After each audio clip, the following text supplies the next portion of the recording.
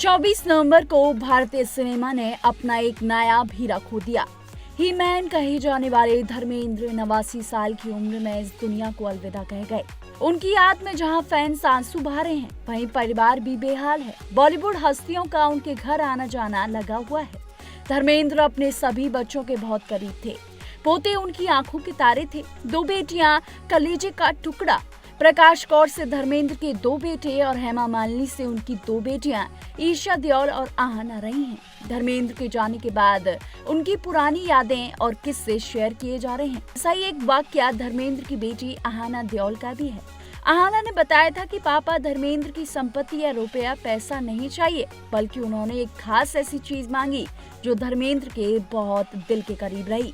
ये याद दिलाता है कि सबसे कीमती विरासत बड़ी बड़ी संपत्तियां या धन दौलत नहीं होती, बल्कि प्रेम से भरी छोटी छोटी यादों की निशानियां होती हैं। धर्मेंद्र ने साल 1980 में हेमा मालिनी से शादी की थी। उनकी बेटी ईशा देओल का जन्म 1981 में हुआ और दूसरी बेटी आहना का जन्म 4 साल बाद हुआ। हालांकि उनके परिवार ने अक्सर लोगों का ध्यान खींचा, लेकिन धर्मेंद्र और उनकी बेटियों के बीच भावनात्मक रिश्ता हमेशा मधुर और स्थिर रहा।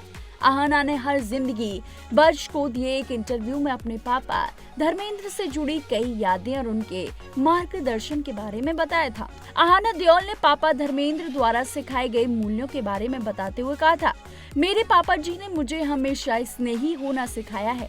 वो हमेशा कहते थे कि ये प्यार और स्नेह के बारे में है। उन्होंने मुझे खुश, स्वस्थ और मजबूत रहना सिखाया।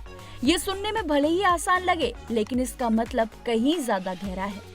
जब आहना से पूछा गया कि पापा धर्मेंद्र से विरासत में पाना क्या चाहती हैं, तो उन्होंने पैसे, शोहरत या लग्जरी के बारे में नहीं सोचा। इसके बजाय उन्होंने तुरंत कहा, मेरे पापा की फिएट कार।